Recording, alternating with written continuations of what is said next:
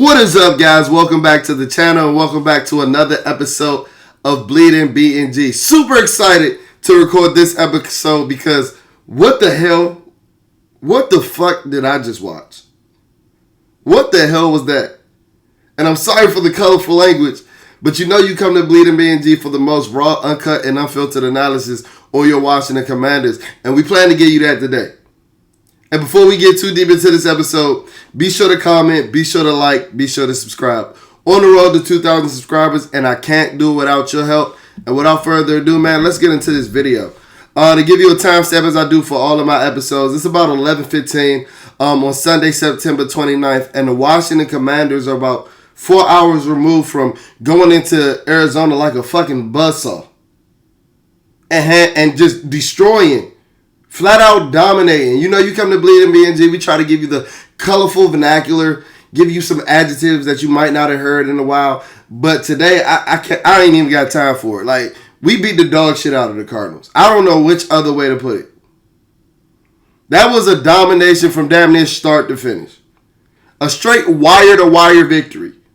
And like I said at the start of my episode, what the fuck did I just watch? Because in my 29 years of being a Washington Redskin football team Commander fan, I have never felt like this before. Never felt like this before. Not even in 2012. Because you know what? In 2012, we still had that dweeb ass owner, Dan Snyder. And his ass is in the Puerto Rico somewhere. And I could care less about Dan Snyder when I'm watching my team on Sundays. And it's such an amazing feeling. And it seems like the proverbial monkey is off of this organization's back. And I know it's only been 4 games. I know we're about a month into the season, and I know it's still September. But these are the games that even when we had our primetime highs, like beating the Steelers and ended their undefeated streak in the 2020 season, or any other game where we've shocked the team. I told you it's inevitable for the Washington team, football team, to get a win that they aren't expected to get. But there's always a letdown almost every time in the following week. And today told me that, nah, this is a new era for real. Like, the tide has turned and we're on the road to success. And as I said, after a month into the season, our very own Washington Commanders are at the top of the NFC East. And at the top of the NFC. Only behind who? The Minnesota Vikings, who are undefeated. And if you would have told me that in September 4th before the season had started, I don't think I could have asked for anything more, to be quite honest. But enough of me rambling, man. Let's get into this game. Like I said, Washington dominated.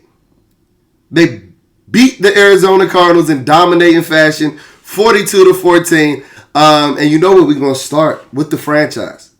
Because that's exactly what he is. The quarterback, Jayden Daniels, the face of the league, top 5 quarterback in the NFL, rookie of the year. And if he keeps stringing along performances like this, Rookie of the Year might be selling him short. Because as of right now, after 4 games, Jayden Daniels is firmly in the MVP conversations. And that is not hyperbole. And that is not me over-exaggerating. Check the facts. Check the facts. Go over his stat line today. He had 233 passing yards, 47 rushing yards for over 270 all-purpose yards with 2 total touchdowns. And he finally had a turnover. He finally threw an interception. And I'm not mad at it. I'm not mad at it. I'd rather him get those out the way early. But guess what? Even with that interception, he still had an over 80% completion percentage. Because he's a goddamn dog. And that's what top 5 quarterbacks in the league do. I told y'all last week, we got the best quarterback in the NFC East by a long shot. And that's after another dry-ass performance from Dak Prescott, pedestrian-ass performance from Dak Prescott against the New York Giants, and a dud of a performance that I just watched fucking Boris Kojo, Jalen Hurts put up against the Tampa Bay Buccaneers. No, this is not hyperbole. I am not fanboying saying that Jayden Daniels is the best quarterback in the division right now. And while I read the stat lines, while the stats weren't gaudy, guess what? Passing is down across the NFL. So with that being the case, having a quarterback that can do it all with his legs is even more crucial than we have been told in the years since the dual quarterback has been implemented. Since 2018, honestly, when Josh Allen and Lamar Jackson came in. And we really started glorifying dual threat quarterbacks. And having a guy like Jayden Daniels allows you to play that type of football. Allows you to play winning football in 2024. This is the modern type of football that we have been written of as Washington fans for the last 20 years, excuse me. We are finally up with the times, and that is why we're competing week in and week out in the NFL in 2024. Let alone us having our franchise quarterback. Because like I said, while the numbers weren't gaudy today, he keeps on checking boxes. He keeps on checking boxes. He started off this game with another scoring drive, making it 16 consecutive scoring drives. Like, that's stuff that you don't hear about rookie quarterbacks. Go look at Bo Nix and Caleb Williams today. And this was an improvement from what we've seen from Caleb Williams. They are light years behind of what we're seeing from Jayden Daniels and what he's producing on a week in and week out basis at this point. Like I told y'all, this is Boy Wonder. He's about to be the face of the league. Go check the NFL's X handle right now. Go check their Twitter account. Jayden Daniels is the header. We finally have a superstar in Washington. You win in the NFL with superstar talents. That's why I'm not necessarily surprised that we started out guns blazing at 3-1, because we have a superstar talent at the quarterback position. As I mentioned before, he allows you to play football any which way. You want to play smash mouth football? Yeah, he allows you to play 11-on-11 football with his running ability. You want to go bombs over Baghdad, air raid? You saw those 2 bombs he threw against the Cincinnati Bengals last week. He's always playing above the sticks, and he rarely has a negative play. How many near sacks did we see today that he turned into 1 or 2 yard gains that allowed you to stay in front of the sticks? That allowed you to stay that well-oiled machine that we've been accustomed to this offense being for the last 2 weeks? These are why Jayden Daniels is getting all the glaze from the national media, from the local media. Because everybody is catching on that we got one of them ones in Washington. We really do. And if you still don't think so, and if you still not a believer, what is up with you? What's taking so long? And you better get your ass aboard before it's too late, and we don't left your ass at the bus stop. Because he really wanted him once. He ran a quarterback sweep today like he was Jalen Hurts and barely got touched. So much for us worrying about him getting hit. And guess what? He slid again for the second week in a row. Checking off every single box that we've had a concern about, or that y'all had a concern about. Because I told y'all he was him last year. I told y'all he was him at just around this time last year. Maybe in October. But you know, we hate to say we told you so over here at Bleeding BnG. No, we don't. No, we don't. And Jayden is just keep giving you snapshots of progression week in and week out. You look at the first drive of the day. The offense was in rhythm. None of that, oh, he's just a running quarterback. He can just make plays off schedule, excuse me. You look at that first drive, he had a timing throw to OZ that allowed us to move the chain, and he also had a timing out route to Noah Brown. That's quarterbacking 101. That you damn sure got to be able to do if you don't run a 4-4. But guess what? If you do run a 4-4, that's the cherry on the top. That's the fucking icing on the cake. You see him standing on that 2-point conversion to Zach Ertz, standing into the pocket, throwing the ball with anticipation, throwing Zach Ertz open. That's the progression. This is why I'm saying that he's playing at a top 5 quarterback level. I don't give a fuck about years in. I don't give a fuck about years in. Patrick Mahomes won the MVP in his first full season as a starter. Was y'all telling me that all these quarterbacks is better than him after 4 games? And I know he's scoring, and I know we got a lot of PTSD. But what if we got one of them ones just like Kansas City did? Because he's keep giving you the evidence, he's keep giving you data that he is one of them ones. But enough on him. Let's get into the rest of the offense. Because I gotta stop lying. I don't hate saying that I told you so first. Because I told y'all in May. It might have been in March when the free agency period first opened. I told y'all don't be surprised if we were going to be a run first or a run heavy team. All that 90-10 pass to run split that we saw with Milk Dud, Eric Bieniemy last year, that shit is of the past. You know why? Because Cliff Kingsbury knows how to run a modern NFL offense. He's not up under Andy Reid's titty, getting spoon-fed Super Bowls. And I'm going to get into Cliff Kingsbury because he was in his bag today. Hey, Cliff, was that Louis V? Was it Fendi? Gucci, Prada? Like, what type of bag was you in today, my boy? But we're going to get into Cliff Kingsbury. But I just spent about 8-9 minutes talking about Jayden Daniels, and we rushed for over 200 yards as a team today. So, yeah, while we finally did punt, and while, Jayden did finally, end his non-interception streak, or starting his career without an interception streak, this offense is performing like the best in the NFL. Brian Robinson had another 100-yard rushing game. And I think a lot of people, and it wasn't talked about enough for my liking this week, that Austin Eckler missed this game. Through 3 games, he's been the most dynamic player with the ball in his hands on our offense outside of Jayden Daniels. And you wouldn't have known that today watching fucking Jeremy McNichols. What the fuck was that today, bro? What the hell? Jeremy McNichols about 70 yards rushing, 2 touchdowns, 8.5 yards per carry.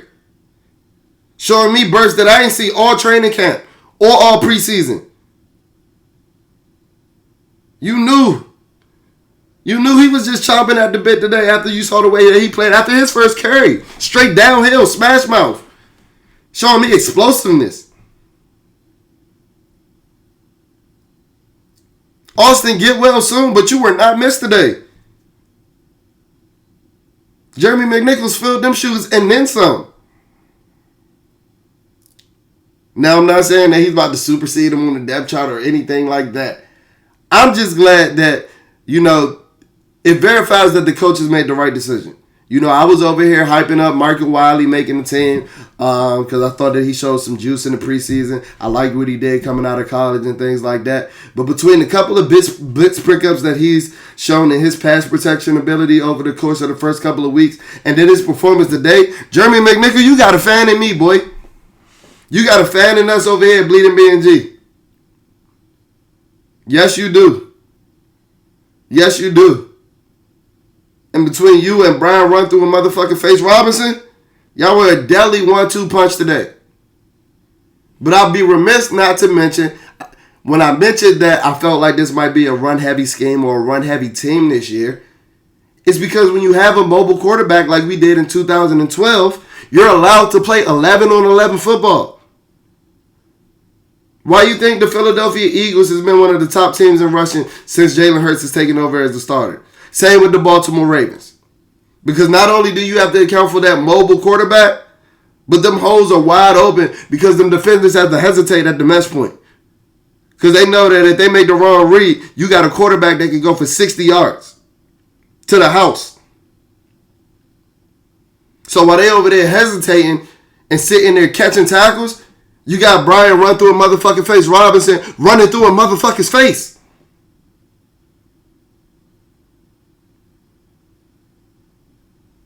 Like, this is the greatest show on turf 2.0.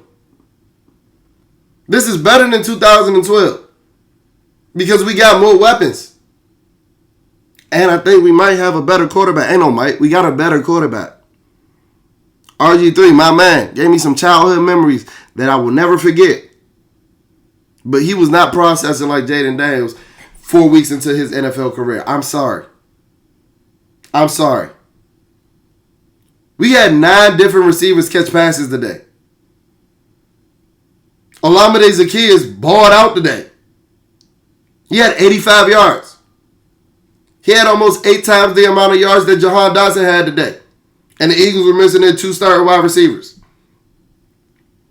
But I'm going to just leave that there. 2 weeks ago, I came on here and said that Terry McLaurin was not an elite. He was not a number 1. Y'all know I love Terry McLaurin. But y'all know we objective over here at Bleeding BnG. And all he has done is scored 2 touchdowns in 2 games. With a 100-yard game and another almost 60-yard game. That's adequate. Still not top 15 wide receiver of the league stuff. But when you got 9 different pass catchers, you're not going to hear me complain. I don't care if we have a wide receiver go for 2,000 yards. I don't need that if we win the games. You're not going to get that when you run the ball for 200 yards. That's why the Ravens don't have any 1,000-yard receivers. They just keep winning games. And the thing that separates us between the Ravens is that we actually got a quarterback that can throw the ball from the pocket. So that if he does get into a game where he has to throw the ball or where his team does fall behind, they're not shit out of luck. And I love Lamar Jackson, but there's levels to this. And maybe I'm talking a little crazy, but guess what? That's what 3-1 will do to you. As I mentioned, we had 9 different pass catches today. It's like, you get a catch, you get a catch, you get a catch. Like I'm watching Oprah. The offensive line is fucking balling. The offensive line is fucking balling.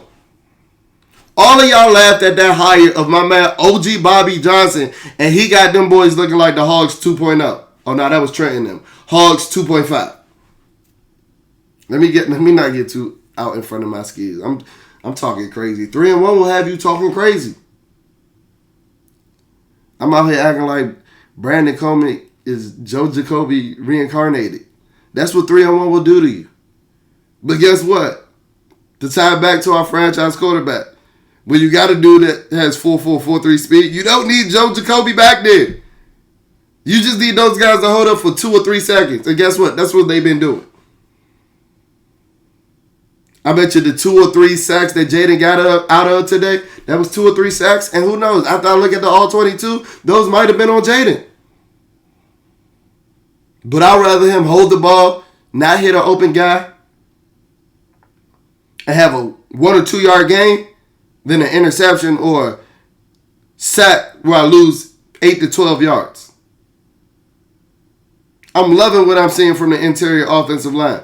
We knew that Sam Cosmi was a dog. Tyler Biadasz is a fucking badass. He's exactly what his nickname is. He solidified this offensive line. It's almost like when we had prime Chase Roulier and we was identifying him as, a diamond in the rough as a late round draft pick. We haven't had adequate center play since then.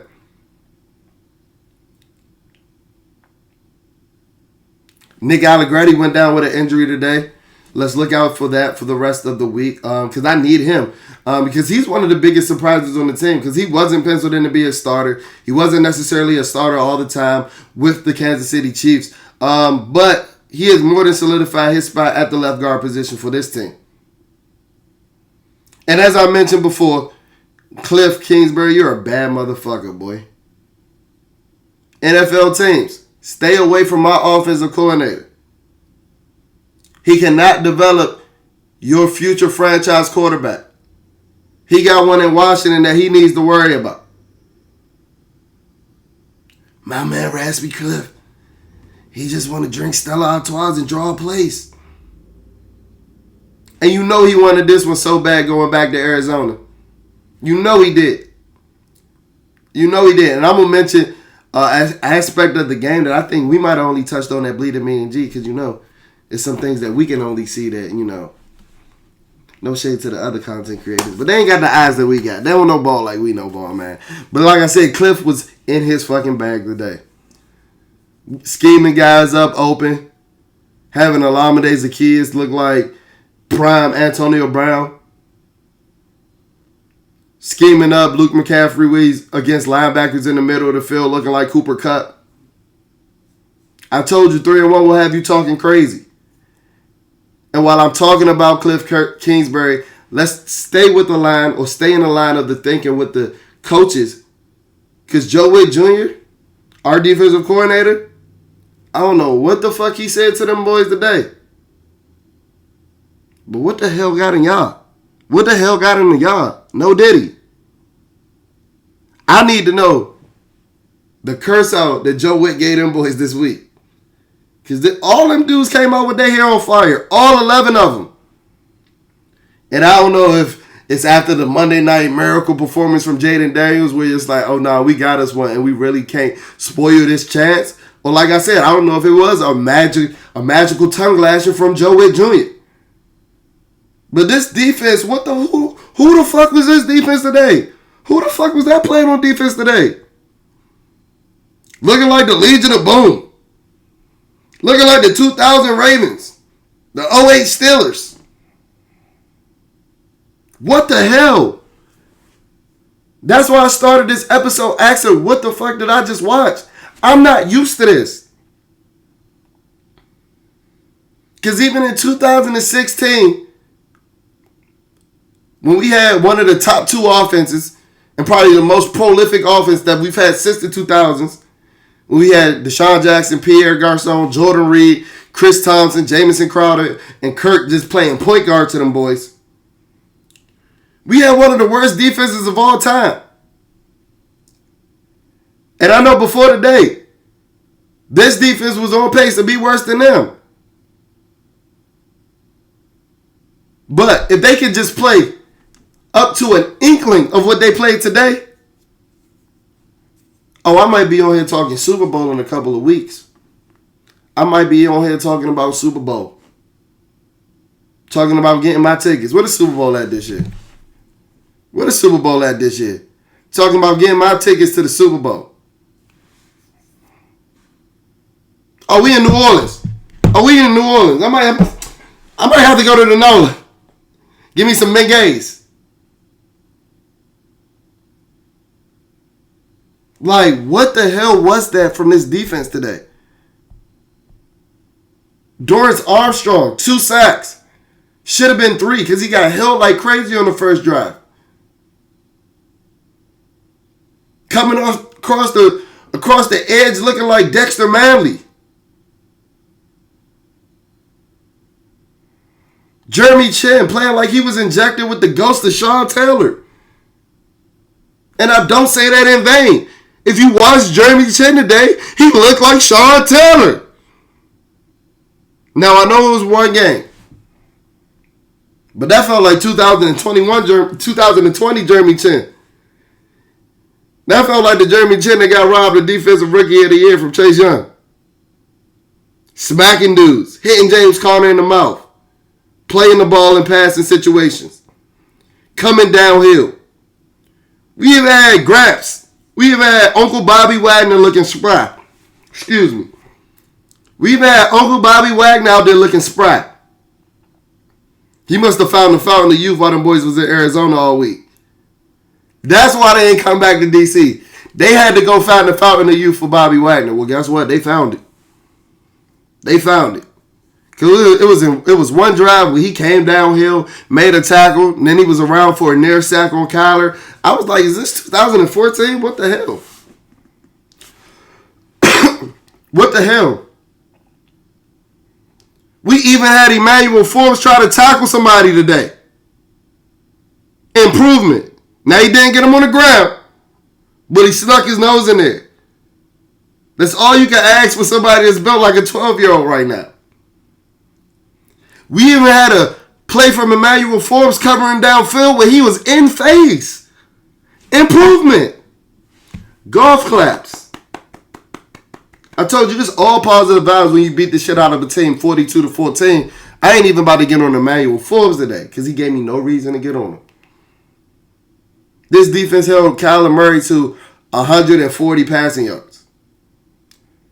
And I mentioned this when I tweeted during the game. If you're not following us, I don't know why. What the hell are you doing? But I said, yeah, Cliff definitely wanted this one.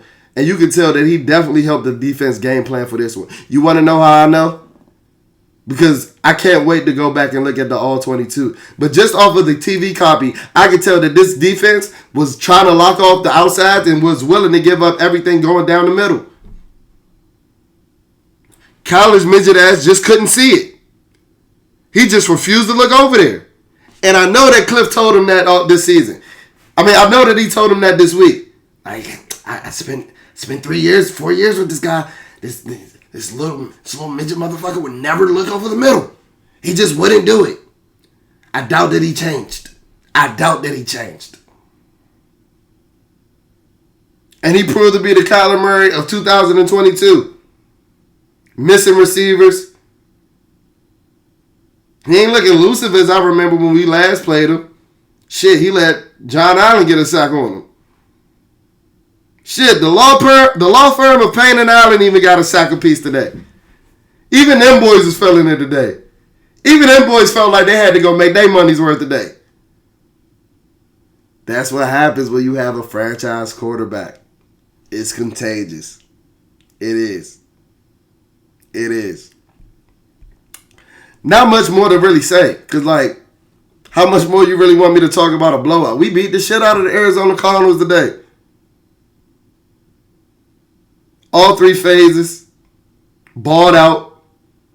Tress Way finally punted today. His first punt was a fucking beauty. Looked like somebody that had been waiting 3 weeks to punt. We cracking skulls coming down on punt coverages. I know Colson Yankov made a big tackle. Like, what the hell is this team? Shout out to Adam Peters, man. The real MVP. And I love the fact that he comes down there after games to be with his team. Because if we keep going at this rate, I might need Adam Peters to construct a roster to my family. Because right now, his track record is looking impeccable. All hits, no misses. On to the Cleveland Browns, man. At 3-1, at the top of the division. Stay tapped into the channel. That'll do it for this episode. Reaction video coming out tomorrow. You know it's a lot of highlights. We put up 40 points on them boys. We put on 40 on their head. So be sure to come back to the channel to see me react to the highlights.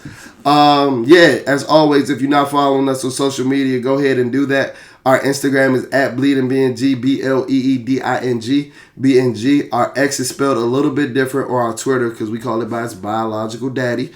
That one is BLEEDIN, BNG, so there's only one G in our Twitter handle. If you're checking us out on audio-only platforms such as Spotify or Apple Podcasts, please leave a rating, please leave a review. That's how we finesse these algorithms so that when you're searching for anything Washington Commanders, Bleeding BNG is that #1 content hub that pops up in your search bar. And yeah, man, great vibes, 3-1. The team keep winning, and I'm going to keep pushing out this content. Stay tapped into the channel because the content's being pushed out. Make sure you hit that subscribe button so you don't miss it, and I'll check in on y'all on the flip side. Peace.